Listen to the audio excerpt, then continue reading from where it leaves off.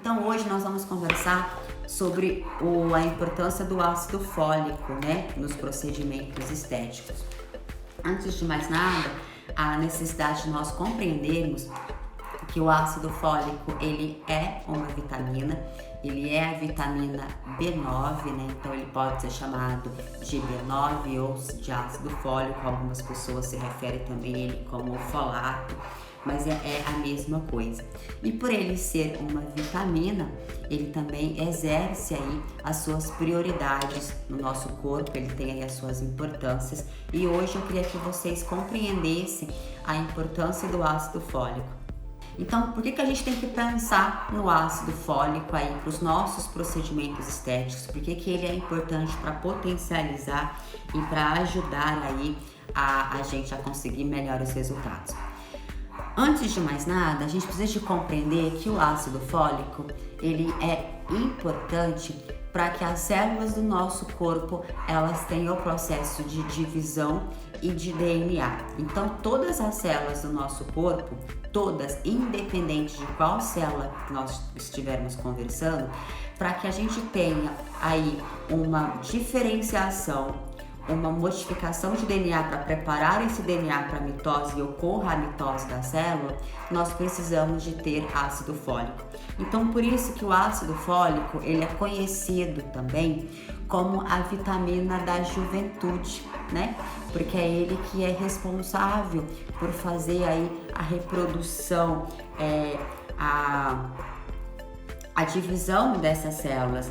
Então, ele acaba sendo aí considerado como o anti-envelhecimento, como a proteína, a vitamina da juventude. É ele que é responsável por fazer aí essa renovação celular. E o que nós, profissionais estetas, nós almejamos no nosso paciente? Muitas das vezes nós realizamos alguns procedimentos para que esse paciente consiga ter uma remodelação celular, para que ele consiga ter uma renovação. Então, quando a gente pensa, por exemplo, num peeling, quando a gente pensa num eletrocautério, tudo isso são procedimentos que a gente faz o quê? Está elevando esse paciente para ter um processo inflamatório e em seguida a gente quer uma nova célula, que é que o tecido, que o corpo produza células íntegras e células jovens. Então, o ácido fólico ele é importante para nos ajudar aí nessa parte. Portanto, nós precisamos de entender uma situação muito importante. 33%, a literatura fala por volta de 30% da população não consegue quebrar, não consegue reverter, transformar o ácido fólico no metilmetafolato. O que é isso? O ácido fólico para o nosso corpo, ele é como se fosse um medicamento. Então, nosso corpo, ele não reconhece esse ácido fólico. Então, para ele pegar esse ácido fólico e ser aproveitado, a gente precisa de dividir ele, de quebrar ele, de transformar ele em metilmetafolato.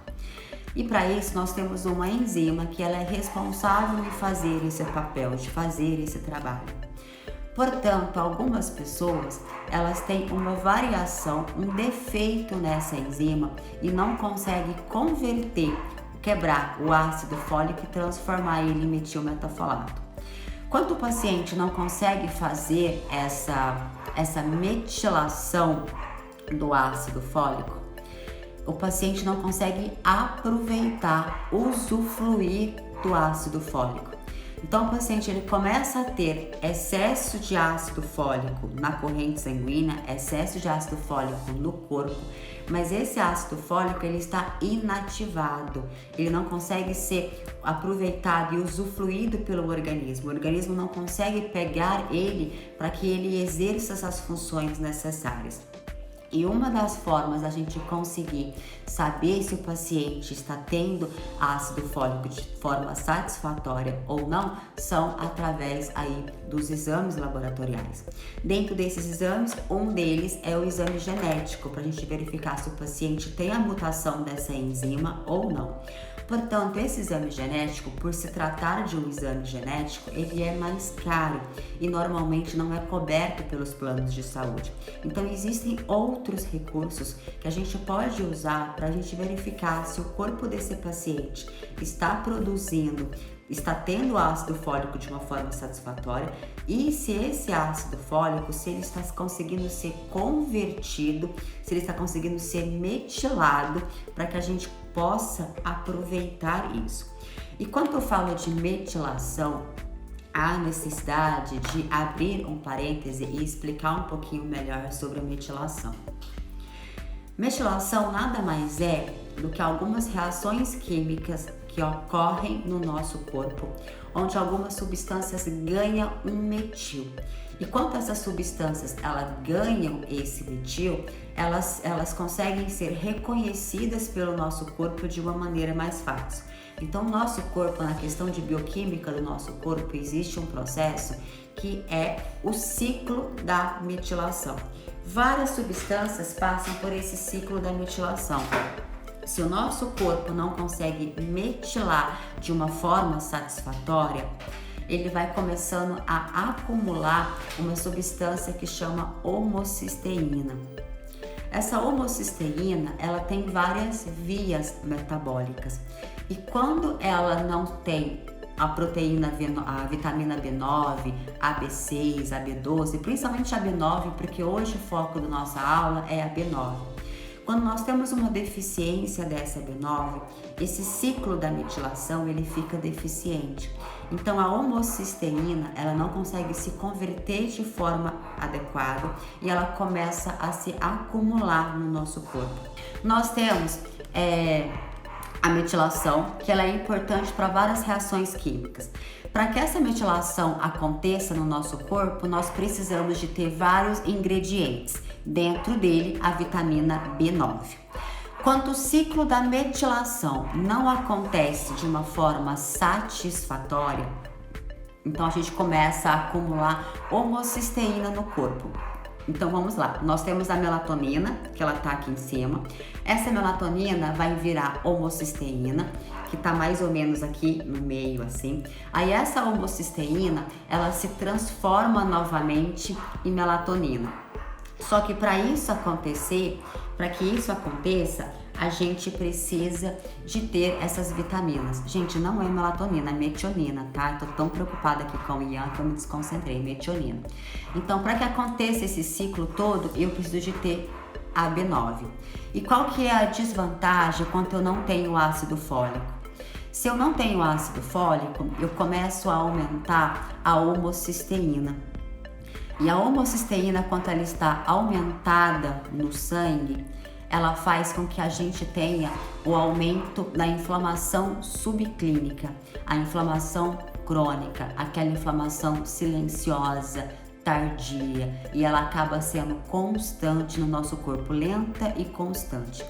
E isso é uma das piores inflamações que nós temos, porque como ela não tem aquele sinal agudo, aqueles sintomas do agudo, passa desapercebido pelo profissional e se não for muito bem avaliado pelo profissional através de exames laboratoriais, isso vai se agravando cada vez mais. A homocisteína, então, ela tem alguns fatores. Dentro dela é aumentar a inflamação sistêmica. Se a homocisteína está aumentada, ela acaba deixando o organismo mais tóxico.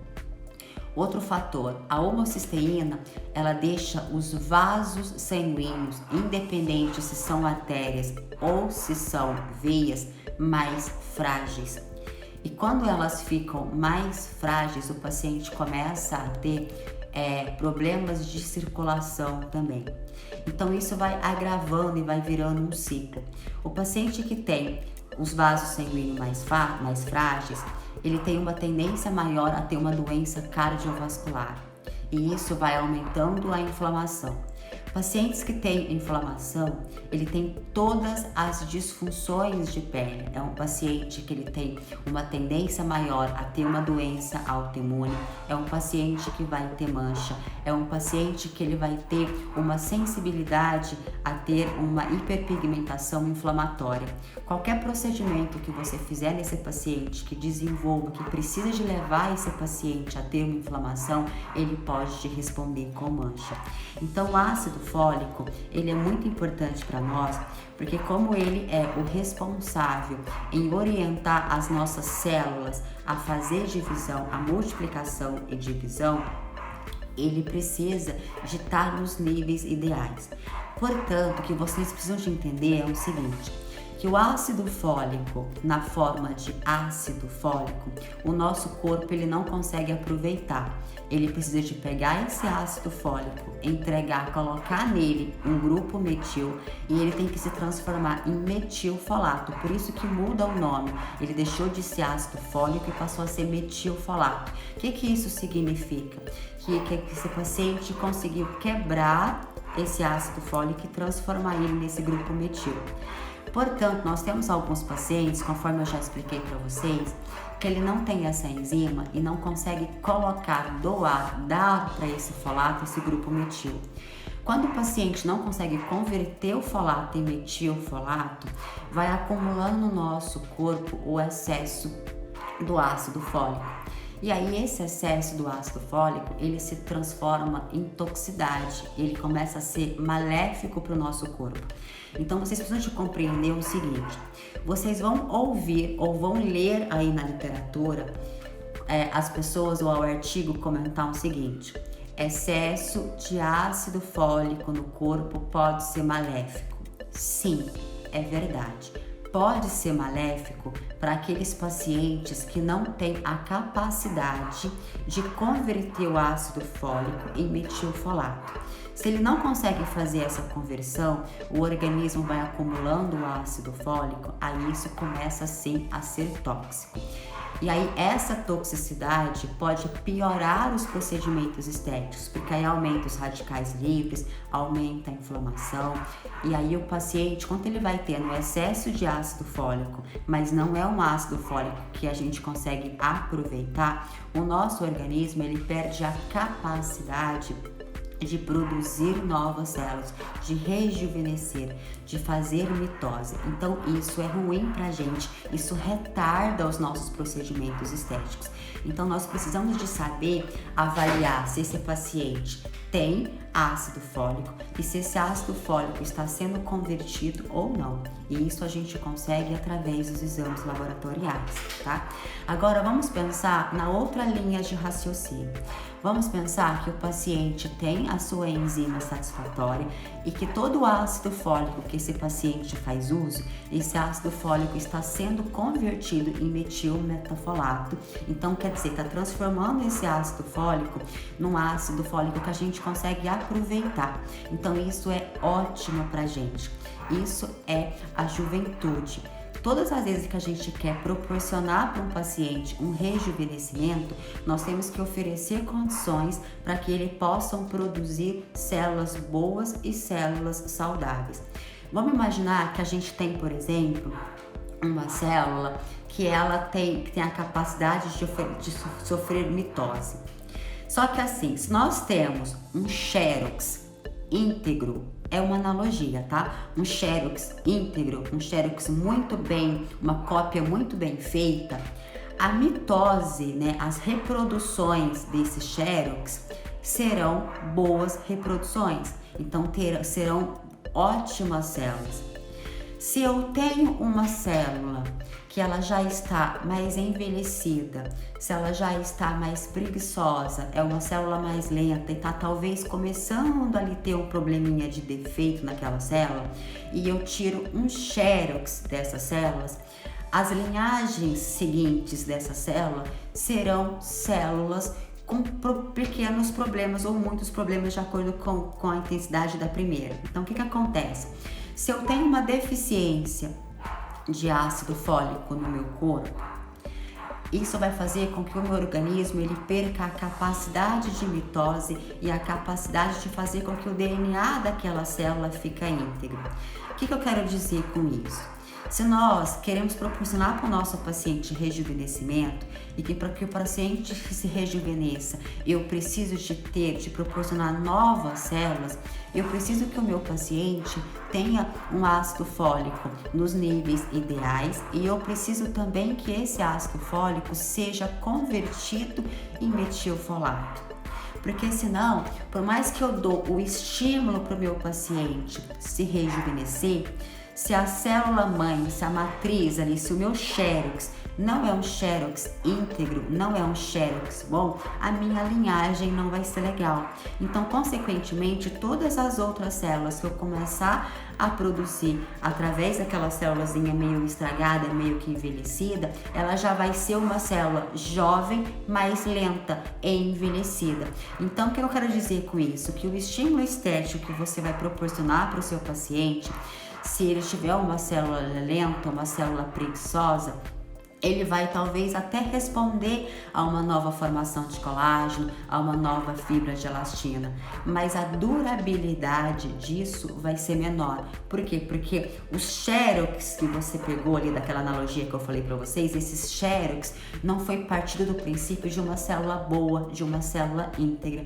Então, quando esse paciente ele está, por exemplo, com os níveis de ácido fólico nos níveis ideais e o organismo desse paciente é capaz de converter esse metilfolato, eu estou dando matéria-prima para o meu corpo, matéria-prima para o meu organismo produzir todos os tipos de células novas, células íntegras, células que estão com a sua atividade jovial, ou seja, todas as reproduções, todas as linhagens que vão vir a partir dessa célula serão células eficientes. Consequentemente, a minha produção de colágeno e a minha produção de elastina será melhor, será mais eficiente. Uma outra coisa que nós temos que pensar também, vamos tentar trazer isso sempre para a nossa realidade, para que vocês comecem a associar isso com os procedimentos estéticos. Quando eu faço um peeling no meu paciente, o que eu estou querendo que aconteça com esse paciente? Eu estou eliminando aquelas células mortas do paciente, ou eu estou, inclusive, até mesmo estimulando esse paciente a ter um processo inflamatório controlado para que aquelas células morram mais rápido e venham células jovens, certo? Então, se eu quero que tenha células jovens, eu preciso de oferecer condições para o meu organismo a produzir essas células jovens, a reparar aquele processo de inflamação que eu submeti o meu paciente e que ele tenha condições de reparação, de cicatrização e de produzir novas células. Então, se o meu paciente tem uma deficiência de metilmetafolato dentro do corpo e eu estimulo ele a esse processo inflamatório, esse paciente é um paciente que tem uma tendência a desenvolver uma mancha inflamatória. E por que ele pode ter essa mancha inflamatória? Porque eu não estou conseguindo oferecer recursos para ter uma cicatrização e uma reparação satisfatória. Não estou conseguindo fazer com que a reprodução das células aconteça de uma forma ideal, principalmente naquele caso em que eu submeti o meu paciente a ter uma lesão e que eu preciso de uma cicatrização. Processo de cicatrização, quando eu falo a nível de pele, eu estou estimulando o meu corpo a produzir novas células. Eu estou estimulando a minha camada basal da epiderme a sofrer mitose para que eu consiga regenerar todas as outras camadas aí da epiderme. Então, antes de fazer um peeling no paciente, é muito importante que eu avalie se esse paciente está ou não com os níveis satisfatórios de ácido fólico, porque se ele estiver, eu vou conseguir ter um resultado mais satisfatório. Uma outra coisa que a gente tem que pensar também é que o ácido fólico, ele é importante, ele é essencial para a formação das hemácias. Quando eu não tenho ácido fólico de uma forma satisfatória, a minha produção de hemácias é deficiente. Hemácias é uma célula sanguínea que é responsável em carregar a hemoglobina, a proteína do sangue. E essa proteína do sangue, ela carrega o quê? O oxigênio. todos os procedimentos que nós vamos fazer no nosso paciente, que sejam eles corporais ou sejam eles faciais, não interessa. São procedimentos que eu preciso que sejam muito bem oxigenados para que ele tenha uma resposta positiva. Para a gente produzir colágeno, por exemplo, eu preciso de ter ferro, vitamina C e preciso de ter o oxigênio.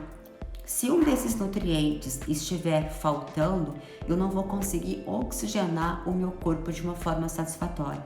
Então, assim, para eu produzir a hemácia, que é a célula que carrega aí, né, esse oxigênio para cima e para baixo pelo nosso corpo, eu preciso de ter o ácido fólico.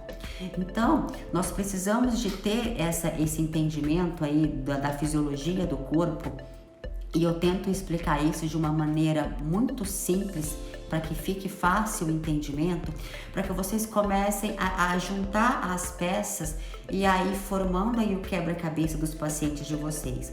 Então, do modo bem geral, o que eu quero dizer para vocês em termos da anemia? Se o paciente não tem metilmetafolato de forma satisfatória no corpo, ele vai ser um paciente que tem uma menor produção de hemácias. Se ele tem poucas hemácias, consequentemente, ele tem uma entrega de oxigênio menor no corpo. Se a entrega de oxigênio está sendo menor no corpo, qualquer estímulo estético que eu for fazer naquele paciente não vai ter uma resposta favorável. E quando eu falo qualquer estímulo, é verdadeiramente todo e qualquer estímulo. Vamos lá. Se eu vou estimular o meu paciente a ter um processo inflamatório, eu preciso de cicatrizar e reparar aquilo, correto? Para que isso aconteça, eu tenho que ter oxigênio.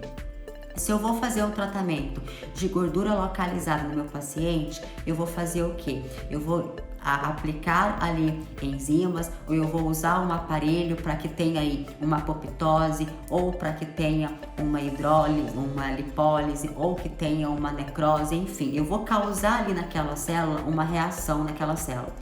Aquela reação, independente do que eu for fazer naquele momento, eu vou causar um processo inflamatório ali, independente se é apoptose, necrose ou lipólise, enfim, eu vou causar um processo inflamatório.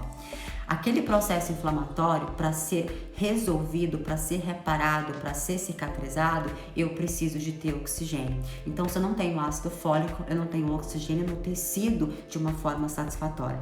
Então, isso justificando aí a parte da anemia, porque a parte da reprodução das células, da multiplicação, nós já comentamos. Então, o ácido fólico, ele é importante aí nesse caso.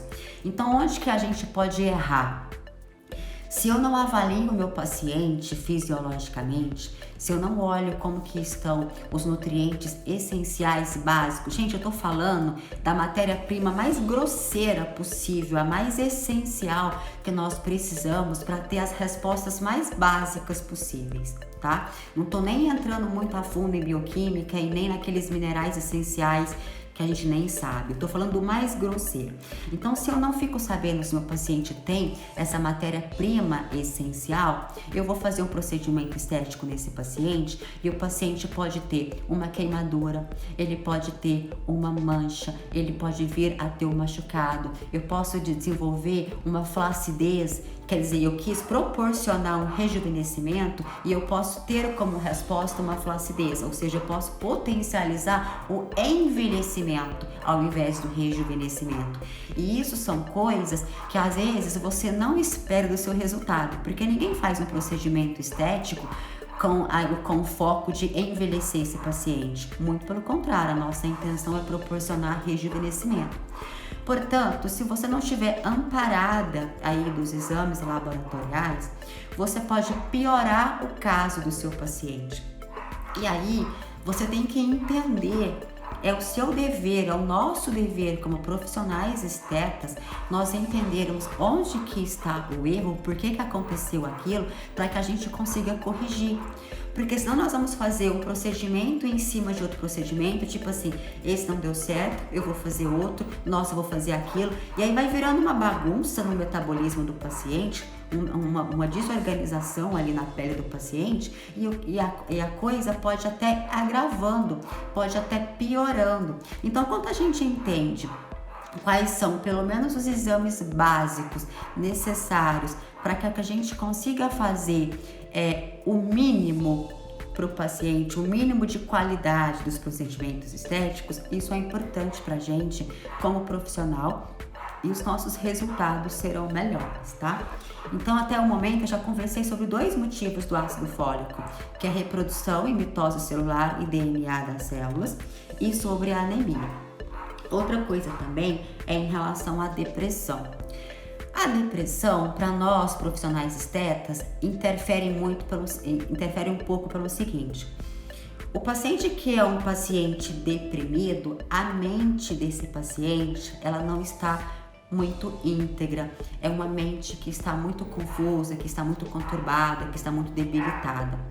O nosso corpo, ele responde no que a nossa mente acredita, no que a nossa mente quer. Então, assim, se nós estamos num momento que a gente está se sentindo triste, está se sentindo feia, está se sentindo desmotivada, com o ego para baixo, qualquer procedimento estético que você vai fazer no seu paciente, o paciente não vai conseguir enxergar a melhora que você fez.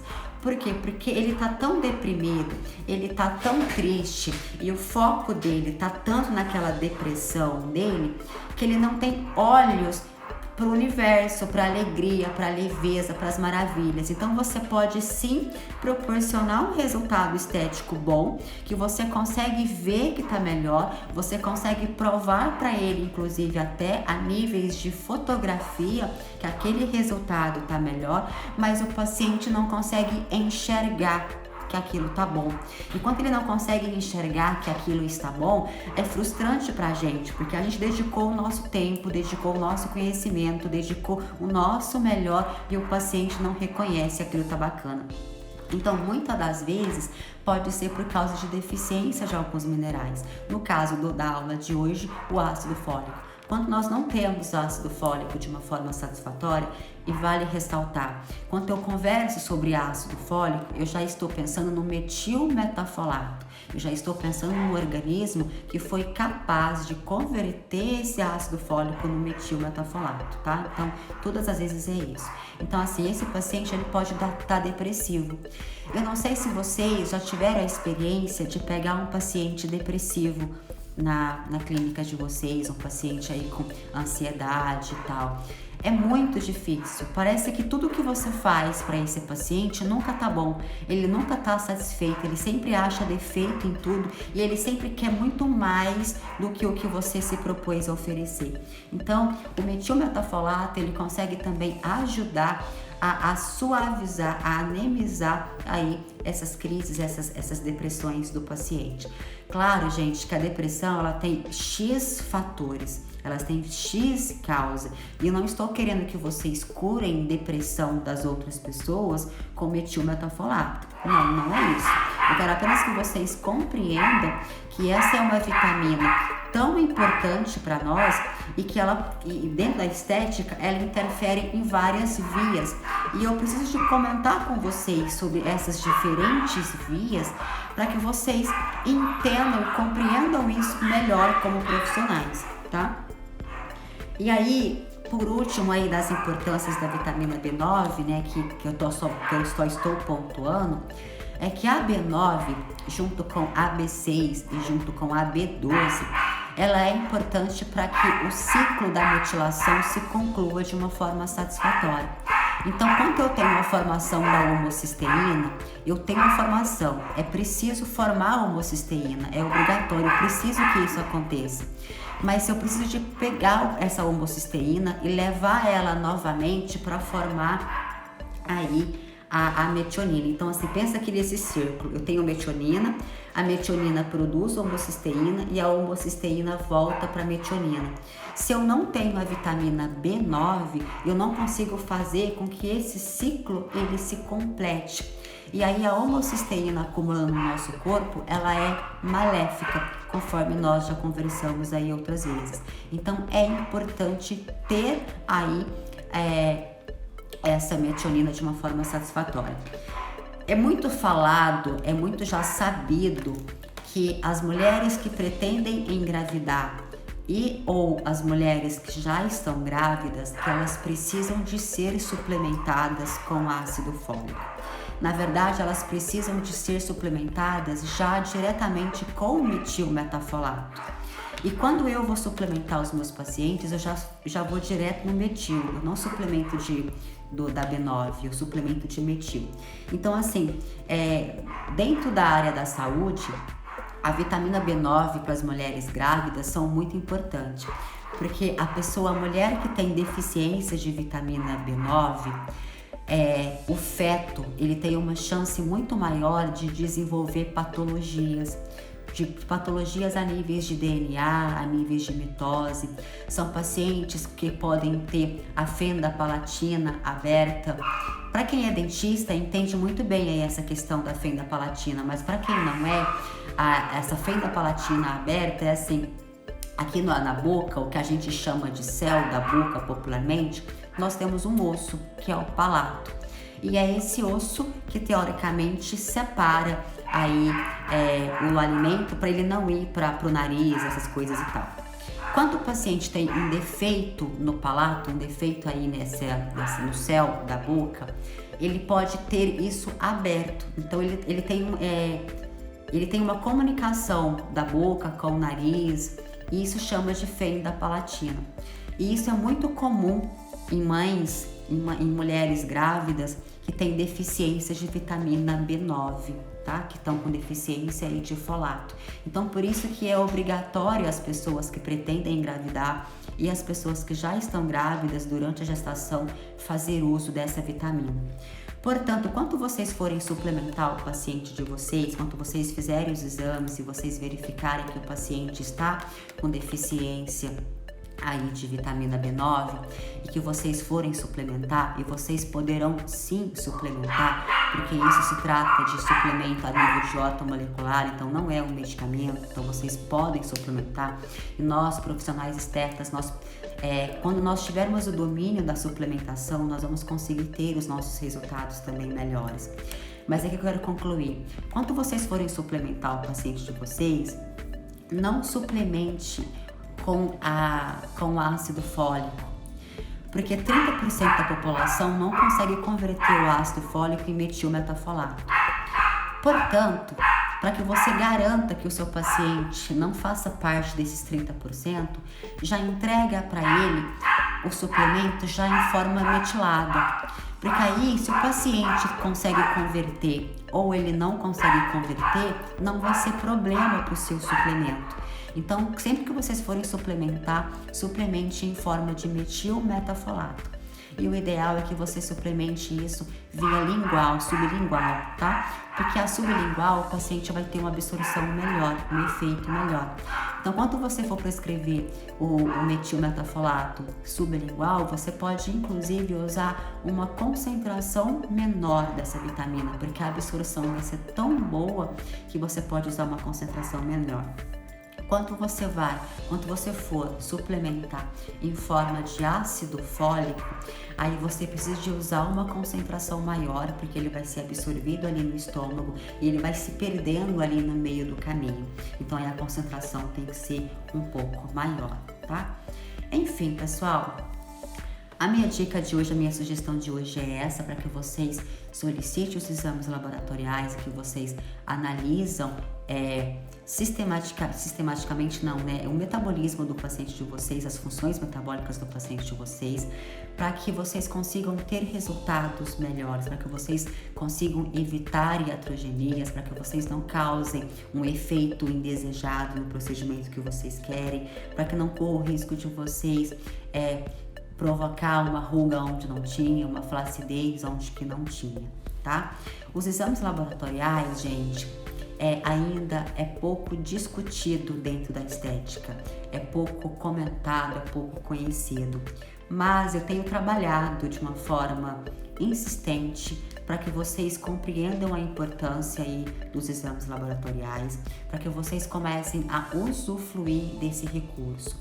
Quando vocês começarem a ter o domínio dos exames laboratoriais, quando começarem a colocar isso na prática, na vivência clínica de vocês, vocês vão ver que os resultados de vocês serão sim melhores e que vocês vão trabalhar com muita mais confiança, com muita mais segurança, porque a chance de vocês promover um erro no paciente é menor. E outra coisa, o paciente vai responder bem. Quando o paciente responde bem aos seus estímulos, você não precisa de usar de muito anteparos, muito recursos, muita técnica, muito aparelho para o paciente responder. Um leve estímulo, ele já responde bem, tá? Então a minha dica de hoje é que vocês avaliem o ácido fólico do paciente de vocês antes de vocês fazerem algum procedimento, principalmente procedimento que estimula o paciente a um processo inflamatório, tá? Independente de qualquer que seja o processo inflamatório que vocês forem fazer. Sugiro também que vocês saibam para suplementar esse paciente de vocês. A suplementação se faz necessária, tá? E é isso, gente, são esses detalhes de você conseguir avaliar o seu paciente como um todo, avaliar as funções metabólicas do seu paciente e oferecer subsídios para você conseguir reparar essas funções metabólicas, conseguir elevar esse paciente para uma homeostase perfeita. É isso que vai te diferenciar de um outro profissional esteta. Eu costumo falar de uma forma muito grosseira que nós temos muitas cópias de profissionais estetas. E quando eu falo cópias, eu estou falando de xerox mesmo. Então, assim, o profissional esteta hoje, de uma maneira geral, o que ele quer? Ele quer fazer procedimentos invasivos, ele quer vender procedimento, porque ele acha que ele vendendo procedimento, vendendo, ele vai ter mais dinheiro. E isso não é mentira, isso é verdade. Portanto, nós estamos tendo uma concorrência tão grande que às vezes chega até a ser desleal aí no mercado, que nós temos que nos diferenciar. E a forma que eu vejo de nós conseguirmos nos diferenciar de uma maneira íntegra e de uma maneira que nós realmente façamos a diferença na vida do paciente e nos resultados dos pacientes são aí através de uma boa avaliação do organismo do paciente.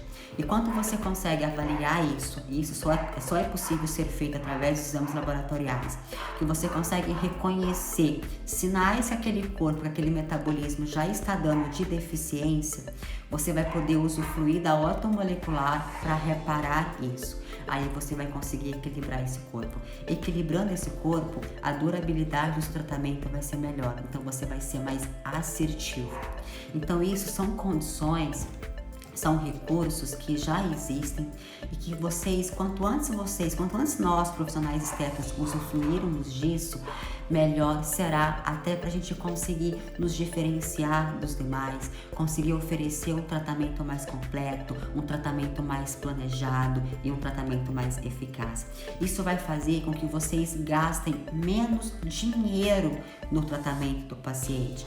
Por quê? Porque se vocês erram menos, se vocês são mais assertivos, se os resultados são mais potentes, se o paciente tem um rejuvenescimento, porque o que o paciente quer? O paciente quer rejuvenescer, o paciente quer ter um semblante mais jovem, quer ter uma pele mais bonita, uma pele mais saudável. Então vocês vão conseguir fazer isso para o paciente quando vocês conseguirem detectar onde está o problema e ajustar esse problema.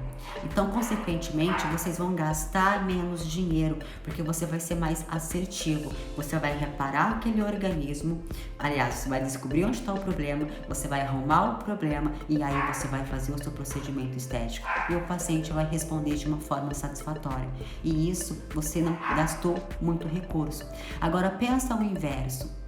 Pensa que você está errando, que você fez um estímulo que não foi favorável. Aí você tem que fazer um outro procedimento. Aí não foi favorável, não teve aquele resultado que você vendeu para o paciente, não teve aquele resultado que o paciente almejava. Aí você vai ter que usar um outro recurso. E nisso você está gastando tempo. Tempo é dinheiro.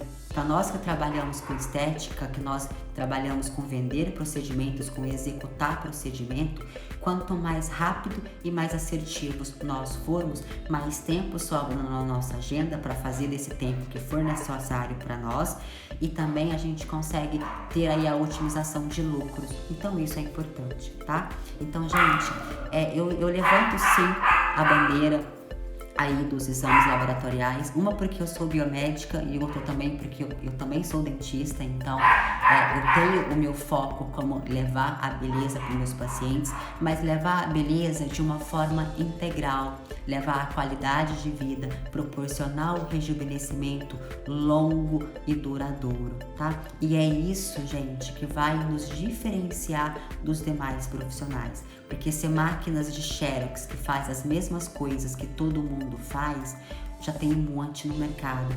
O paciente hoje precisa de encontrar no profissional da área da saúde e, por que não, no profissional esteta, um profissional que é capaz de conseguir ajudar ele de uma forma completa, né?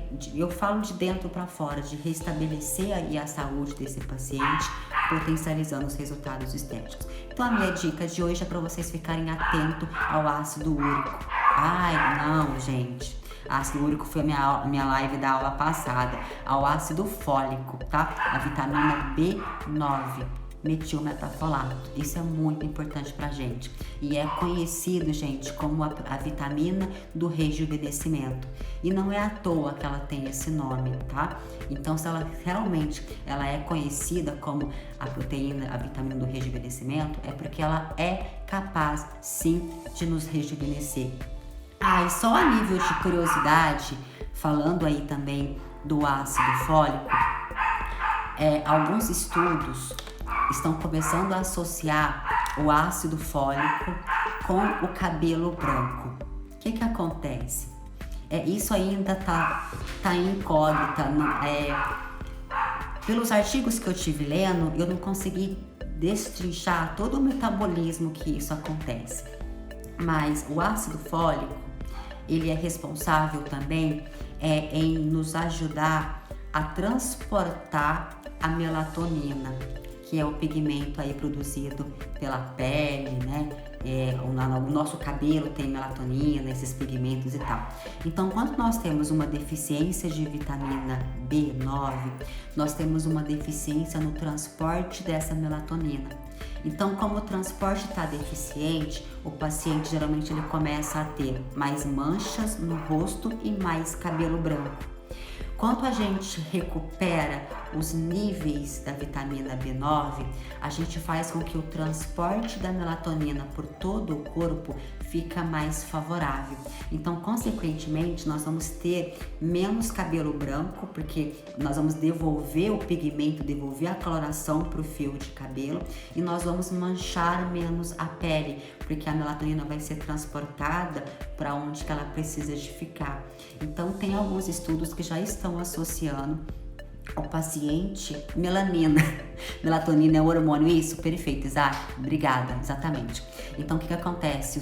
Já tem estudos falando que essa melanina, ela pode, o fio do cabelo, ele pode ficar menos branco, porque você está devolvendo aí a melanina, a coloração desse fio de cabelo, tá? Mas isso ainda tem poucos artigos científicos em relação a isso, e eu acho não, com certeza vai ser algo que ainda vai ser mais explorado e eu vou conseguir falar isso com vocês melhor. Mas, de qualquer forma, se é uma opção para a gente diminuir até os cabelos brancos, os nossos cabelos brancos e os cabelos brancos do paciente, é um caso a se pensar, tá? Fora, gente, que é uma vitamina barata, é fácil do paciente fazer uso disso. Faço porque quando a gente prescreve um suplemento para o paciente que é caro, nem todos os pacientes às vezes têm recurso financeiro de fazer uso daquilo. E já a vitamina B9, ela é uma vitamina barata, é um suplemento acessível, tá? Então o paciente pode fazer uso. Então aí é ainda uma melhora pra gente, tá? Aí é só a nível de curiosidade, realmente precisa de ser investigado melhor. E tem outros detalhes, existem ainda poucos estudos sobre isso, porque a vitamina B9, ela não pode ser patenteada, né? Para a gente desenvolver uma patente, um dos critérios que a legislação preconiza é assim, tudo que existe na natureza e que é natural do nosso organismo não pode ser patenteado. Então, se já existe no universo, não pode ser patenteado. Para ser patenteado, tem que ser criado, tem que ser diferente do que Deus deixou. De uma forma bem grosseira, é mais ou menos isso. E o metilmetafolato, né, ou a vitamina B9 antes da metilação, ela é uma vitamina muito barata e ela não tem, a indústria farmacêutica não vê ganhos financeiros nisso, porque como ela não pode ser patenteada, ela não tem interesse. E por não ter interesse, existem ainda poucos artigos científicos em relação a isso. Então, por isso que eu tive dificuldade de achar artigos científicos que associem o ácido fólico com o fio de cabelo branco por causa da melanina. Porque não tem o interesse de ser estudado isso. O que resolve eu estudar e eu descobrir que isso realmente é verdadeiro, que isso é lógico? A indústria farmacêutica não vai desenvolver uma outra droga, porque ela não pode patentear a vitamina B9, então isso não tem interesse, tá? Mas eu acho que é interessante a gente pensar. Façam o teste, né? Eu, por exemplo, me suplemento de vitamina do complexo B de uma forma geral. Então, todas do complexo B eu suplemento. E eu já estou aí próxima dos meus 40 anos. Eu tenho 37 e eu ainda não tenho cabelo branco. Claro, gente, que tem vários fatores, sim, tem fatores genéticos, né? Tem o nível de estresse oxidativo que a pessoa é submetida e tal, tem vários fatores. Eu não tô aqui falando que a vitamina B9 é a cura pro cabelo branco, porque se for a cura pro cabelo branco, nós não teríamos uma população com tantos cabelos brancos assim, né? Mas é uma vitamina que pode potencializar ou pelo menos retardar aí os cabelos brancos. Talvez isso pode nos ajudar bacana. Então aí é uma complementação, não é uma cura, é uma ajuda, tá? Então aí fica a minha sugestão, tá bem? E assim, gente, às vezes parece ser óbvio, mas quando vocês entendem toda a fisiologia por trás, vocês compreendem que era muito mais do que o óbvio, que vocês talvez não sabiam. Então eu convido vocês a assistirem, a participar, tá bom? Pessoal, um beijo no coração de vocês, fiquem todos com Deus, gratidão por estarem aqui comigo, tá bom? Um abração.